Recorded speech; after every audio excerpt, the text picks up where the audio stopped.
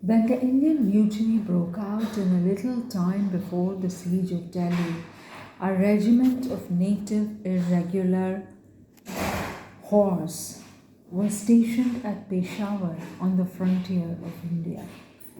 That regiment caught what John Lawrence called at the time the prevalent mania and would have thrown in its lot with the mutineers had it been allowed to do so.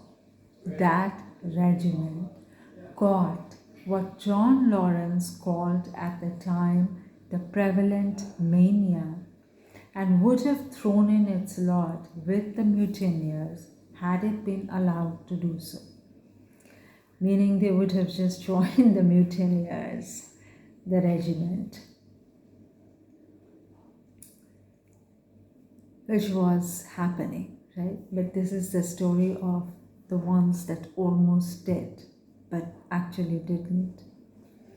The chance never came, for as the regiment swept off down south, it was headed up by a remnant of an English corps into the hills of Afghanistan, and there the newly conquered tribesmen turned against it as wolves turn against buck.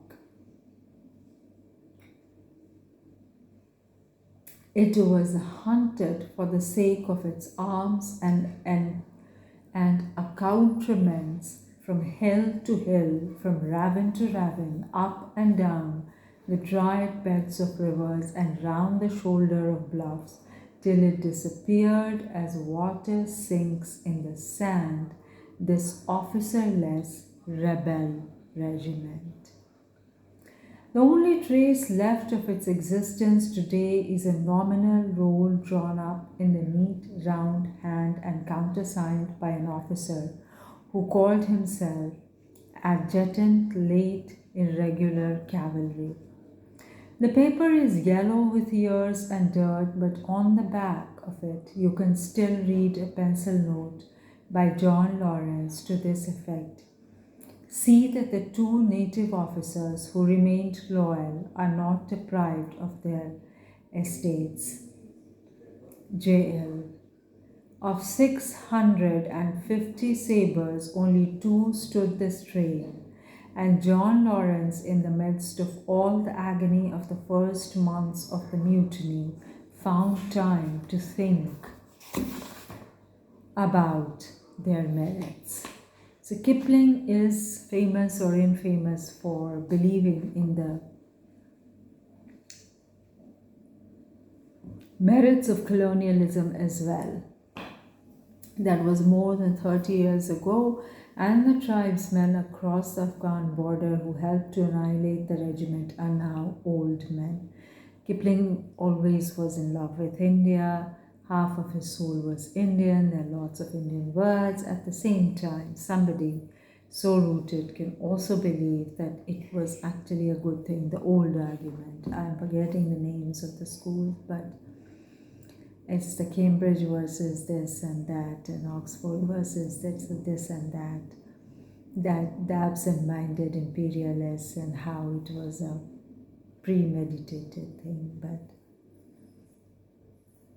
sometimes a greybeard speaks of his share in the massacre. They came, he will say, across the border, very proud, calling upon us to rise and kill the English and go down to the sack of Delhi.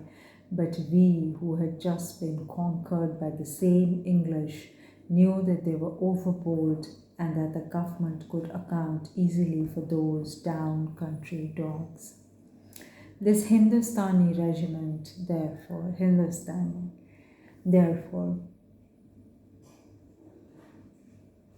we treated with fair words and kept standing in one place till the redcoats came from them, after them very hot and angry. Long story, one can read in peace, right?